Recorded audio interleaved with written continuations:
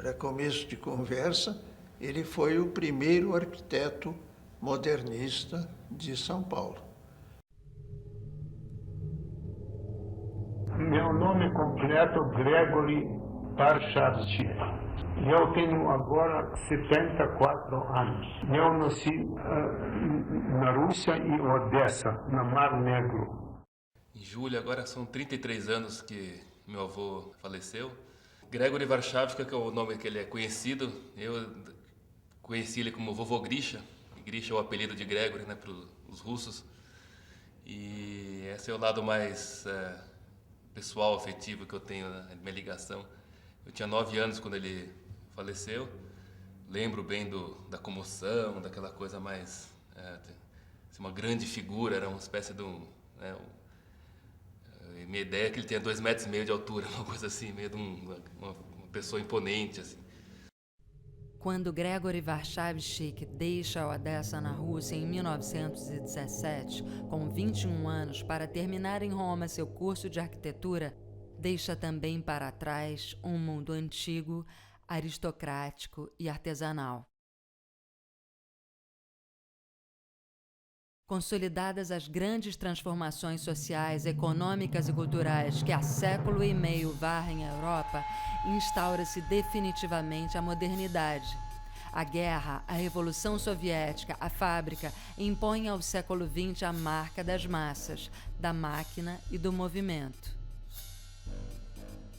A Revolução Industrial espalha numa escala mundial suas redes de energia e comunicações, seus tratores, trens, automóveis e suas torres de petróleo. Gregory Warshawski foi um arquiteto russo com passagens pela Itália, onde praticou aquela arquitetura classicizante de Piacentini com quem trabalhou. Veio a São Paulo. Ele trouxe da Europa já alguns exemplos de um movimento modernista da Europa, mas ainda no plano pré-modernista, vamos dizer.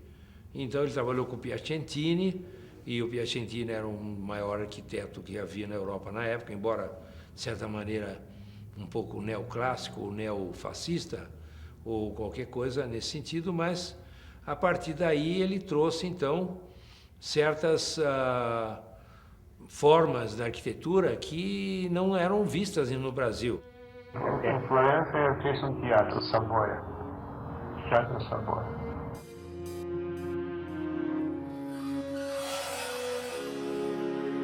Os projetos elaborados por Warshawski, desde os tempos de estudante em Roma, já contêm alguns germes do futuro. Um neoclássico despojado da ornamentação excessiva, se atendo ao jogo de volumes puros e justapostos, mesmo que ainda sujeitos à disciplina da simetria e à rigidez do ângulo reto.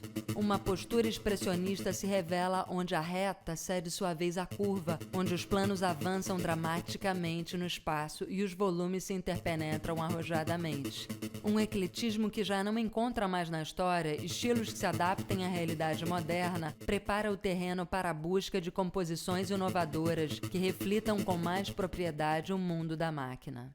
E o Warshawski está bem nesse momento, né? Ele migra para o Brasil em 1923, ele vai trabalhar numa construtora. Em 25, bem na época da exposição de artes decorativas em Paris, não é? Que já divulga, por exemplo, o pavilhão da Rússia, o pavilhão do Esprit Nouveau, já são construções que marcam bem vamos dizer, o exemplo prático dessa linguagem que eles estavam tentando construir. A vanguarda europeia alimenta os pensamentos de Warshawski em sua vinda ao Brasil, contratado pela Companhia Construtora de Santos, sediada em São Paulo, dirigida pelo progressista industrial Roberto Simonsen.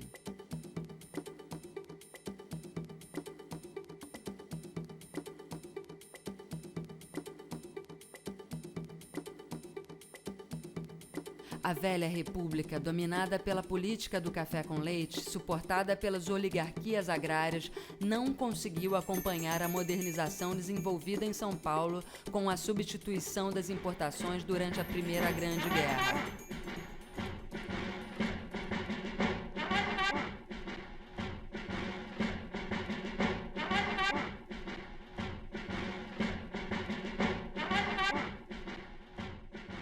Semana de Arte Moderna de 22, a fundação do Partido Comunista Brasileiro e a revolta tenentista de 24, seguida pelo bombardeio da cidade, refletem a grande inquietação que agita o centro industrial do país.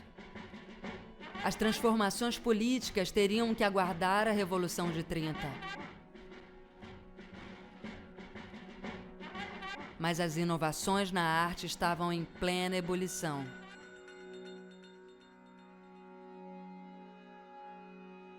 Era casado com uma das filhas do Maurício Klabin. Eram três filhas. Luísa, que era casada com um médico, Luiz Lorch. Mina, que casou com Warschawczyk. E a Geni, casada com Lazar Segal.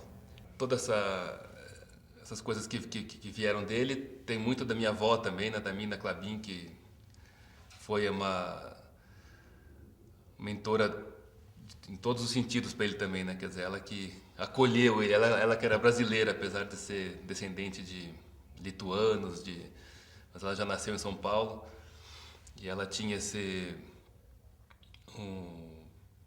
uma facilidade já econômica no Brasil, já estava aqui instalada, então também deu esse impulso. E ela também,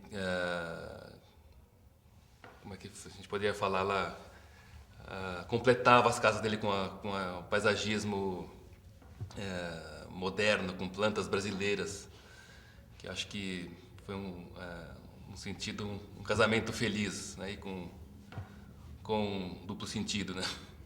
Agora, voltando ao Warschawczyk, ele se integrou no mundo cultural e no mundo artístico, porque, sendo cunhado do Segal, eles foram pilares do modernismo. Na Semana de Arte Moderna, então, os escritores estão atrás de um modo de se exprimir nesse mundo novo, cujo cotidiano estava mudando com uma rapidez muito grande, né? Uma era em que a máquina está tomando uma importância fundamental. Então, os escritores e os artistas plásticos, na época da Semana de Arte Moderna, estão em busca dessa atualização. E é exatamente em 25 que o Warschawczyk começa, teoricamente, né, a publicar manifestos sobre a nova arquitetura. De repente, resolve escrever um artigo propugnando por uma arquitetura moderna, né, constituindo, então, essa atitude sua um ato, vamos dizer, até insólito, porque ninguém falava na renovação da arquitetura brasileira, que estava muito ligada ao tradicionalismo. Para os modernistas, até para o Mário de Andrade, no começo da década de 20, a arquitetura moderna ainda era neocolonial, porque era brasileira. Ele se liga aos modernistas, e os modernistas, nesse momento, por exemplo, o Mário de Andrade, ainda estão completamente em dúvida a respeito do que deve ser uma arquitetura brasileira, né? Por causa das teorias nacionalistas, um neocolonial apelava muito ao sentimento do Mário de Andrade, né? Então, ele tem umas críticas nessa época, de 27, 28, em que a gente vê a dúvida do Mário em aceitar uma arquitetura que necessariamente era internacionalista, que era um processo derivado de uma mudança do modo de construir, não é? E uma arquitetura que, para ele, teria sabor local, né? Ajudaria a construir uma cultura nacional. Portanto, Warschawczyk foi um homem que, com seu artigo, deflagrou o movimento da arquitetura moderna brasileira. E esses manifestos têm muito a ver com as teorias do Corbusier, mas ele também está bastante ligado com um certo espírito da Bauhaus. Então, os 2 primeiros anos, ele é um teórico discutindo sobre o que deve ser essa nova arquitetura, não é? Uma arquitetura que tem que se aproveitar da industrialização, uma arquitetura que reflita os novos materiais, uma arquitetura que nega o passado para procurar sua linguagem atual. Mesmo assim, a renovação urbana efetivada em São Paulo ainda insiste nos valores construtivos e estéticos tradicionais. Se por um lado as novas construções permanecem presas aos padrões do passado, por outro, a herança de 22 se afirma gradualmente.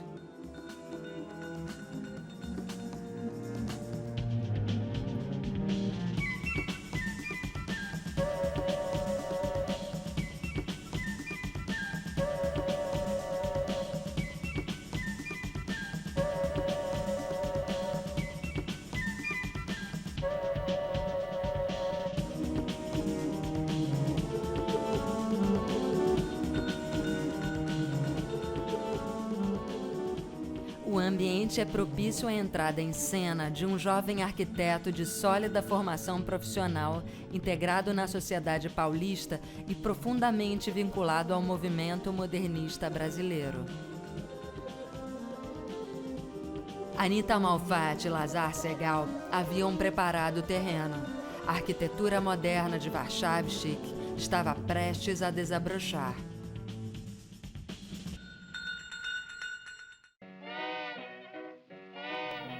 Pela estrada de rodagem da Via Láctea, os automóveis dos planetas corriam vertiginosamente.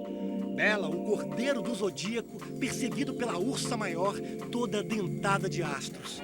As estrelas tocam o jazz band de luz, ritmando a dança harmônica das esferas. O céu parece um imenso cartaz elétrico que Deus arrumou no alto para fazer o eterno reclamo de sua onipotência e da sua glória.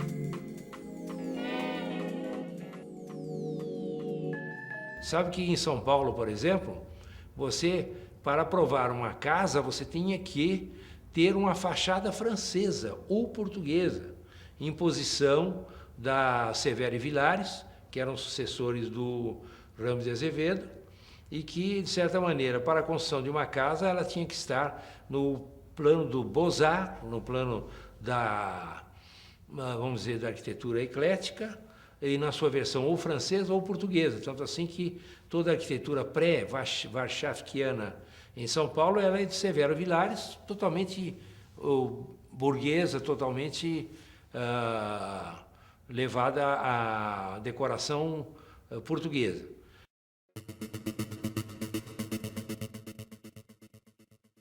E em 27, ele consegue, então, fazer essa demonstração prática, a primeira demonstração prática das teorias que ele está divulgando nos jornais do Rio de São Paulo, que é a sua própria casa, da Rua Santa Cruz, né? Acerca da arquitetura moderna, a nossa compreensão de beleza... As nossas exigências quanto à mesma fazem parte da ideologia humana e evoluem incessantemente com ela, o que faz com que cada época histórica tenha sua lógica de beleza. Observando as máquinas do nosso tempo, automóveis, vapores, locomotivas, etc., nelas encontramos, a par da racionalidade da construção, também uma beleza de formas e linhas. A coisa é muito diferente quando examinamos as máquinas para habitação e edifícios. Uma casa é, no final das contas, uma máquina cujo aperfeiçoamento técnico permite, por exemplo, uma distribuição racional de luz, calor, água fria e quente, etc. A construção desses edifícios é concebida por engenheiros, tomando-se em consideração o material de construção da nossa época, o cimento armado. E esses edifícios, uma vez acabados, seriam realmente monumentos de arte da nossa época se o trabalho do engenheiro construtor não se substituísse em seguida pelo do arquiteto decorador. Uma bela concepção do engenheiro, uma arrojada sacada de cimento armado, sem colunas ou consolos que a suportem, logo é disfarçada por meio de frágeis consolas postiças, as quais aumentam inútil e estupidamente tanto o peso como o custo da construção. O homem moderno, no meio de estilos antiquados, deve sentir-se como num baile fantasiado. Um jazz band com as danças modernas num salão estilo Luís XV, um aparelho de telefonia sem fio num salão estilo renascense. É o mesmo absurdo como se os fabricantes de automóveis, em busca de novas formas para as máquinas, resolvessem adotar a forma de carro dos papas do século XIV. Para que a nossa arquitetura tenha seu cunho original, como tem as nossas máquinas, o arquiteto moderno deve não somente deixar de copiar os velhos estilos, como também deixar de pensar no estilo. Abaixo as decorações absurdas e diga construção lógica, eis a divisa que deve ser adaptada pelo arquiteto moderno.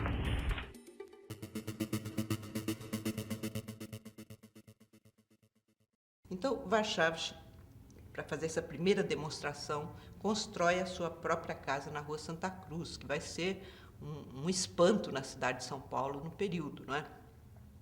Ele tem dificuldades por quê? Porque nós, como país periférico, nós não estávamos nessa fase da industrialização e nesse grande debate do que a industrialização estava provocando nos métodos de construir. Então, a casa da Rua Santa Cruz, ele tem que usar muitos artifícios, tanto para aprovar a casa na prefeitura, uma casa despida de ornamentos, né? O ornamento só deveria entrar naquilo que fosse necessário à funcionalidade da casa, não mais um tipo de arquitetura que a gente podia chamar belas artes, não é? que a fachada, a ornamentação não tinha a ver com o seu programa, né? Então, ele procura se adaptar em tudo isso e faz uma casa realmente, a meu modo de ver, tem muito de uma arquitetura cubista que se fazia na França ainda nessa época, né? Uma casa de linhas retas, despojadíssima, em que, a meu ver, ele provoca, ele quer provocar um espanto, por exemplo, com janelas de ângulo que não tem apoio, né? Para mostrar possibilidades de novos materiais. Ele tem que se adaptar.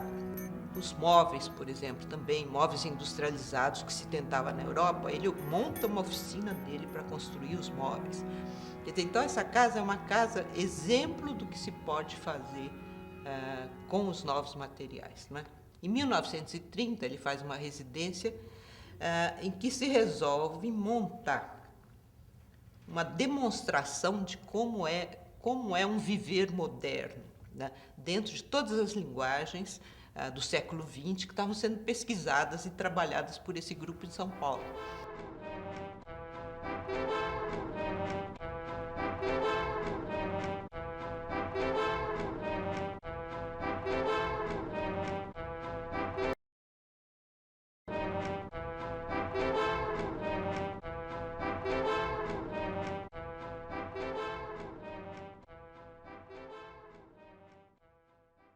Então, ele faz uma exposição da Casa Modernista. Para mim, essa exposição, às vezes, não é bem caracterizada. É a segunda manifestação coletiva do modernismo, é a primeira depois da Semana de Arte Moderna, né? E ela é importante por mostrar uma nova arquitetura, ela é importante por mostrar o que os modernistas vieram produzindo na década de 20, em pintura, escultura, literatura, não é? E é importante do ponto de vista da arquitetura e do ponto de vista de toda a ambientação interna da casa, né? O Warchavchik constrói todos os móveis, estão ali quadros da Tarsila, da Anitta, esculturas do Brecheret, todos os artistas que estão tentando construir uma arte moderna brasileira.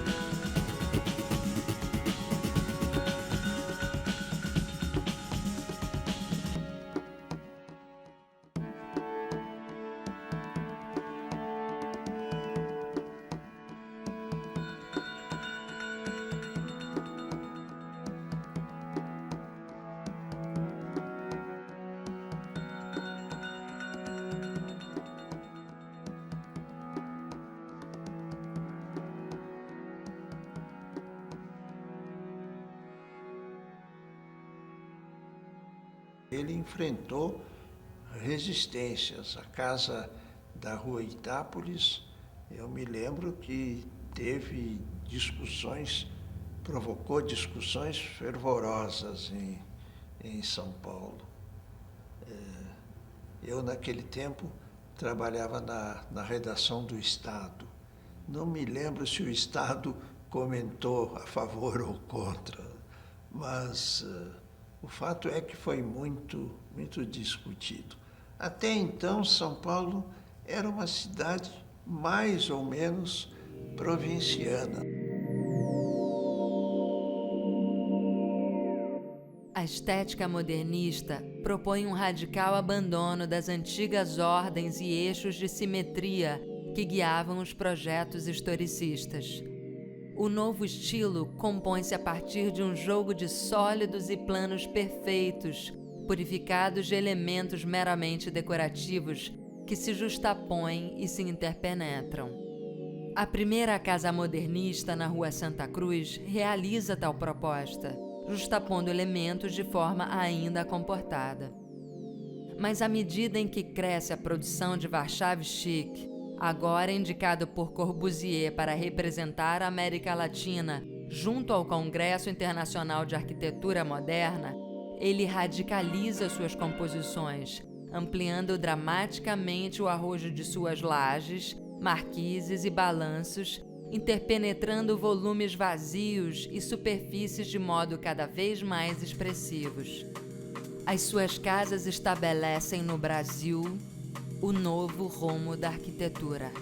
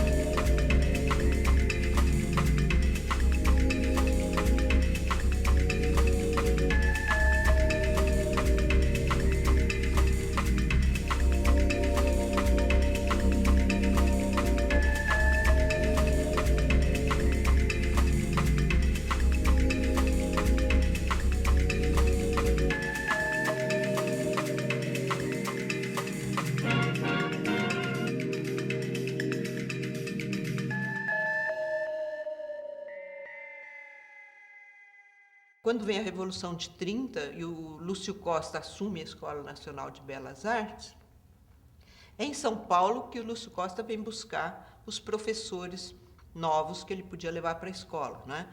E leva, entre eles, o Warszawski. Ninguém jamais contestou a meu bom amigo Gregory Warszawski a prioridade de haver construído as primeiras casas modernas do Brasil, nem que tais casas foram edificadas primeiro em São Paulo e depois aqui no Rio de Janeiro. Nós temos um curso de arquitetura na faculdade da Escola Politécnica de São Paulo, anexo à Escola de Engenharia, que foi criado por Ramos de Azevedo, e no Rio de Janeiro nós tivemos uma escola de arquitetura vinda dos tempos do Império, fundada por Grandjean de Montigny. Se notava flagrantemente uma diferença de comportamento ou de pensamento entre a direção da Escola Paulista e a do Rio de Janeiro. A Paulista foi fundada por Ramos e por Paula Souza, tendo em vista a questão primordial daquela de formação de profissionais habilitados para construir. sendo que, secundariamente, esses habilitados a construir tinham uma intenção plástica, tinham uma ideia de beleza, de arquitetura, na arquitetura, e essa beleza sempre estava vinculada a sistemas estruturais. A escola de arquitetura, o curso de arquitetura da Politécnica, não ensinava somente a composição artística, vamos dizer assim, o interesse pelo estilo. Isso, até certo ponto, era secundário, que é justamente o contrário da escola do Rio de Janeiro. De modo que todo mundo até não levava muito a sério essa questão, sobretudo depois dos concursos que o engenheiro Passos fez para organizar as novas construções da Avenida Central, que ele havia aberto recentemente, que hoje é a Avenida Rio Branco, né? O concurso era só de fachadas. Então, depois de ganhar o concurso de fachada na avenida, o dono daquele lote cuja fachada tinha sido escolhida ou premiada, fazia atrás da fachada o seu prédio. Esse comportamento era justamente o oposto daquele dos paulistas. E era nesse clima, com essa dualidade, vamos dizer, com esses dois comportamentos, dentro desse espaço de tempo, década de 1925, é que Warszawski vem com uma ideia de arquitetura nova que não era contemplada nem por uma nem por outra das duas escolas. Aí era questão, então, de fazer prosélitos para começarem a fazer uma arquitetura nova, independentemente do que se ensinava nas faculdades. Isso daí que é importante a gente saber que, inclusive, nenhuma escola levou a sério também Warszawski, nem a do Rio e nem a de São Paulo. Então, se conclui que a arquitetura moderna nossa surgiu a partir da intenção renovatória pessoal, decisões personalistas de arquitetos já formados. E um deles foi Lúcio Costa.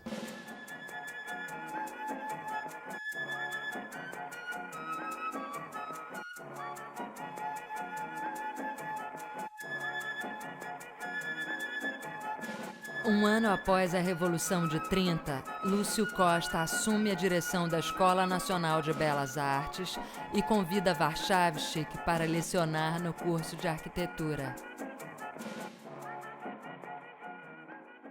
O Lúcio Costa leva de São Paulo Warszawski para ensinar na Escola de Belas Artes. E ele tem uma importância fundamental sobre o Lúcio Costa nesse período, porque até pouco Lúcio Costa era um adepto do neocolonial, também com toda esse chamariz nacionalista, essa tentativa de ter uma arte própria do Brasil, não é? O Lúcio Costa também era adepto do neocolonial, e é através de visitas do Corbusier, de contato com as obras do Warszawski, que ele começa a mudar seu modo de ser. E a partir de, então, dessa conversão de Lúcio Costa, da ação decisória dele no curso, uma ação que durou pouco tempo, porque ele logo foi destituído, mas, em todo caso, deixou marcas indeléveis. Nunca houve um retrocesso no ensino da arquitetura moderna no Rio de Janeiro. Porque eu fui professor da Escola Superior de Arquitetura no Rio. Eu tenho muitos alunos que são grandes arquitetos atualmente. Depois da experiência na escola, o Warszawski continua no Rio, fica sócio do Lúcio Costa, né? De 32 a 33 trabalham juntos, né? A experiência dura apenas um período letivo. A reação dos acadêmicos da Escola de Belas Artes afasta Lúcio Costa sem, contudo, eliminar a influência da arquitetura moderna disseminada entre os alunos. Luiz Nunes, Jorge Moreira, Afonso Reide, os irmãos Roberto e outros souberam absorver as novas ideias. O contato com as obras de Warszawski, a descoberta da vanguarda europeia e norte-americana, leva toda uma geração de arquitetos a romper definitivamente com o ecletismo. Enquanto leciona no Rio de Janeiro, Gregory realiza diversas obras e funda em sociedade com Lúcio Costa um escritório, onde Oscar Niemeyer trabalha como desenhista.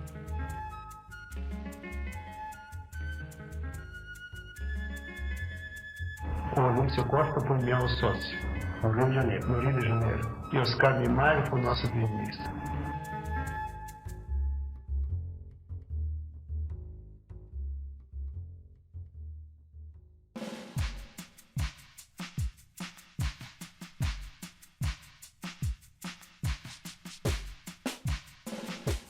A experiência de Warszawski no Rio de Janeiro viria a se encerrar com a Revolta Constitucionalista de 1932.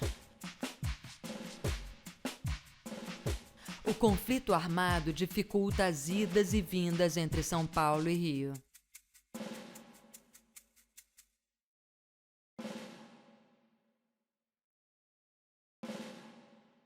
O conjunto de casas geminadas da Gamboa, no Rio de Janeiro, com sua curva suave acompanhando o alinhamento da rua, marca o final deste período e da sociedade com Lúcio Costa. Mas depois disso, o Grupo do Rio passa a trabalhar e ter uma influência forte do Le Corbusier. O Le Corbusier tinha vindo ao Brasil em 29, né? Eles se encantaram com Le Corbusier, e quando se tenta fazer o prédio do Ministério da Educação e Cultura, que é uma história muito longa, mas conseguem, o Lúcio Costa consegue que o ministro da Educação traga o Le Corbusier como consultor, né? E é fundamental, então, essa presença do Le Corbusier na construção do prédio do Ministério da Educação e Cultura e para o surgimento e para a fixação do Grupo de Arquitetos do Rio, né?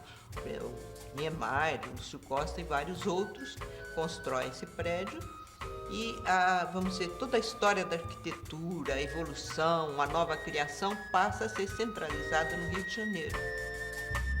Um outro polo da nova arquitetura viria a se desenvolver no Rio de Janeiro, beneficiado pelo mecenato estatal, promovendo uma nova geração de arquitetos que assumem a vanguarda da produção arquitetônica inovadora.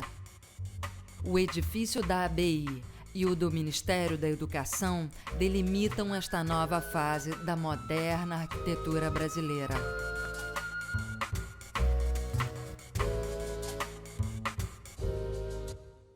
E com isso aconteceu o quê? Que o Rio de Janeiro ficou um polo exclusivo da arquitetura moderna, produtor de arquitetura moderna no Brasil e irradiador. Então, a gente encontra ex-alunos da Escola de Belas Artes do Rio de Janeiro praticando arquitetura moderna no Rio, Salvador, Recife, São Paulo e, por fim, para o Sul. Houve uma espécie de hegemonia do modo de dizer carioca, do modo de projetar carioca, do modo de encarar a arquitetura de Le Corbusier, que foi o guru, o mentor intelectual dessa equipe carioca. E o Warszawski continua a construir em São Paulo, ele faz prédios, ele, por exemplo, ele entra num concurso para o Paço Municipal em São Paulo, junto com Artigas, né? Então ele ainda tem um trabalho, mas ele, de uma certa maneira, na história da arquitetura, ele passa a ser uma figura mais à margem, né? Em São Paulo, a reação acadêmica se faz notar bloqueando o mercado de obras públicas para os arquitetos modernos. Retorna o historicismo arcaico e Warszawski vê seu campo de trabalho limitado à iniciativa privada, enfraquecida pelo envolvimento na Revolução de 32.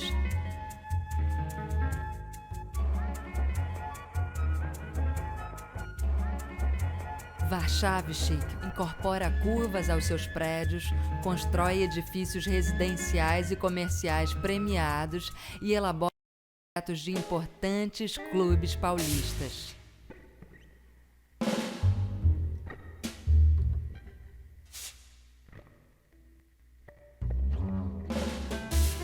A Ainda que restrito aos limites de uma iniciativa privada, sem os recursos destinados aos grandes edifícios públicos, Warszawski cria, inova e produz.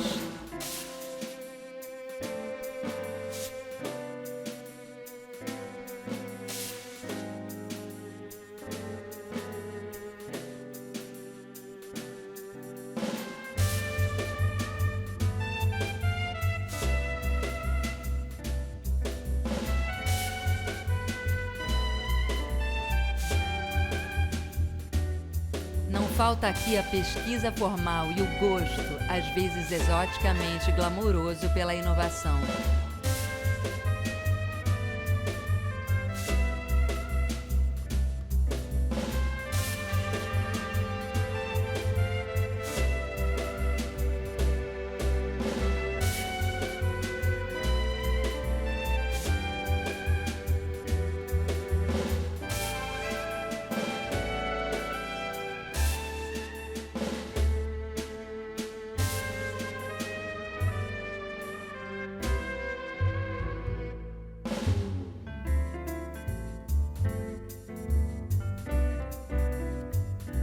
A Segunda Guerra Mundial reduz a contribuição arquitetônica nas economias centrais e o Brasil, durante e depois da conflagração, inova, adapta ao nosso clima, cria novas formas arrojadas e realiza aqui a sua versão moderna e tropical da nova arquitetura.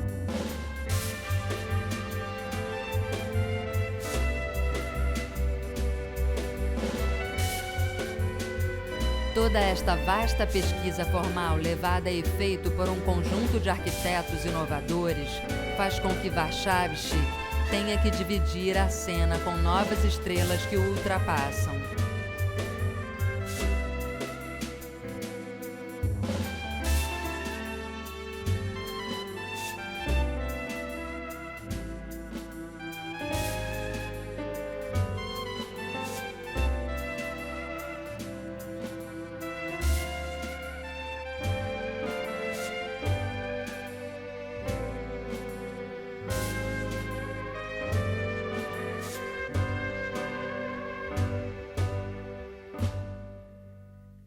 Agora, tudo isso hoje está superado pela especulação imobiliária.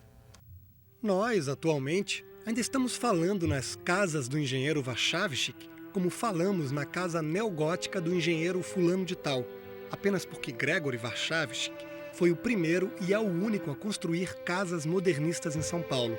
Mas que mais 3 engenheiros principiem construindo casas assim aqui, e o nome de Warszawski desaparecerá das dele. Ficará sempre honradíssimo em nossa história arquitetônica, está claro, mas isso é refinamento. Para o mundo e para a nossa sensação, as casas de Warszawski serão apenas casas, de ninguém. Arquitetura. A arquitetura moderna, justamente por ter que atender novos programas, ser executada por uma moderna tecnologia. Quando a gente fala programa, vocês vejam bem, não é bem uma lista de cômodos, sala, quarto, banheiro e cozinha, o programa de uma casa, não é isso. Programa é como as ações, as atividades, as funções devem ser exercidas dentro do espaço arquitetônico. Portanto, está implicitado nisso o conforto ambiental, por exemplo, que é fundamental.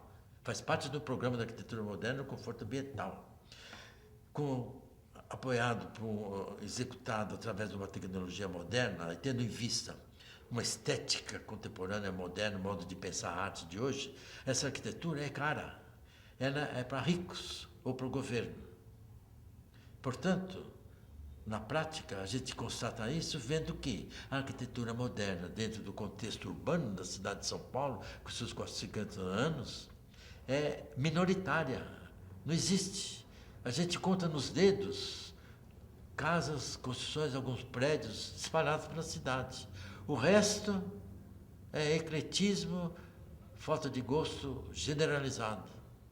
Tudo feito para atender o mercado, entre aspas, no pensamento corporadores, ou dos promotores, ou do próprio governo. Warchavsky foi, talvez, uma das pessoas mais importantes da arquitetura brasileira, colocando-se, talvez, entre os 3 maiores arquitetos dessa fase brasileira de arquitetura moderna, vamos dizer, e não só pela proposta de formas, como pela proposta de colocação de temas populares que ele fez com Lúcio Costa no Rio de Janeiro, casas populares, casas operárias, e que, se ele não era socialista, realmente ele tinha uma preocupação muito da época, que era realmente levar a arquitetura como uma linguagem popular, uma linguagem de casas populares, como ele fez em Vila Mariana, aquela série maravilhosa.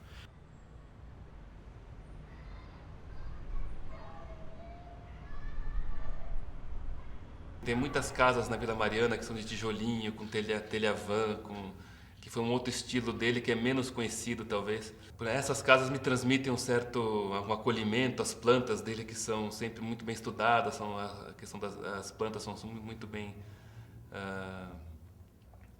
pensadas, e essas casas me remetem a um tempo também que São Paulo podia ter assim, muros baixos, as casas viradas para frente, com a sala virada para frente, com a varandinha gostosa, e esse tipo de imagem afetiva que veio para mim assim dele através da arquitetura dele, é uma coisa curiosa que certamente me ajudou a escolher minha profissão futura. E o Warchavsky, além de uma série de obras mais residenciais, eu creio, em São Paulo, fez a própria residência na Rua Santa Cruz, que também foi uma coisa inovadora, um modelo de uma casa bem pensada, que infelizmente está abandonada agora. Acho que está tombada até, mas não foi restaurada.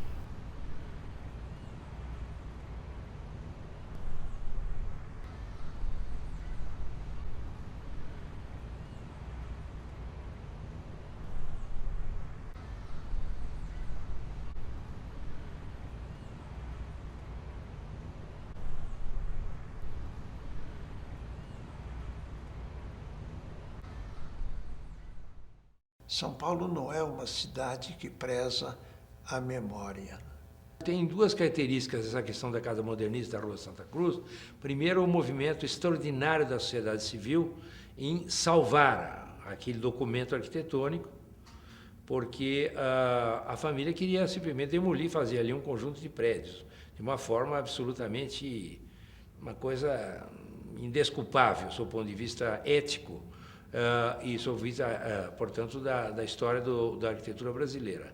Então, esse movimento, vamos dizer, da sociedade civil na salvação da Casa Modernista é uma das coisas mais exemplares que já houve com o movimento da Casa de salvação de patrimônio histórico. E depois, o desinteresse geral, a falta de apoio da defesa do patrimônio histórico, tanto no plano federal como estadual, a falta de mobilização da sociedade naquilo que ela poderia ter de mais importante, que seriam essas empresas que poderiam apoiar, a falta de capacidade da sociedade civil de mobilizar esses recursos, talvez.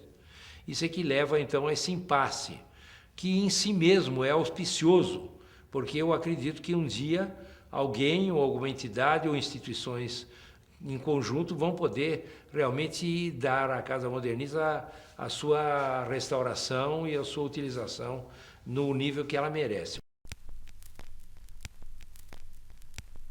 Gostava muito de tirar foto de pessoas, sejam pessoas mais famosas, pessoas desconhecidas. Muitas coisas foram perdidas, mas muitas coisas chegaram até mim, pelo que ficou pela família. E nós estamos, inclusive, agora no trabalho de recuperação desse material. Tinha um carro Ford de 1934 que ele guardou, não sei porquê, acabou ficando com ele a vida inteira. Então, fiquei com essas heranças afetivas todas de um tempo assim, que realmente já foi, né?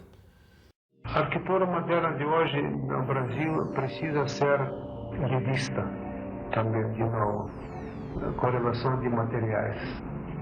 Nós estamos usando os mesmos materiais como em tempos antigos passados.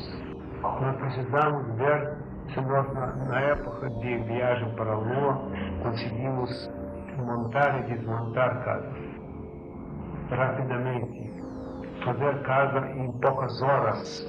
Se nós conseguimos fazer 1000 automóveis por dia na Volkswagen, será possível que nós precisamos 40 dias para fazer uma coisa nova?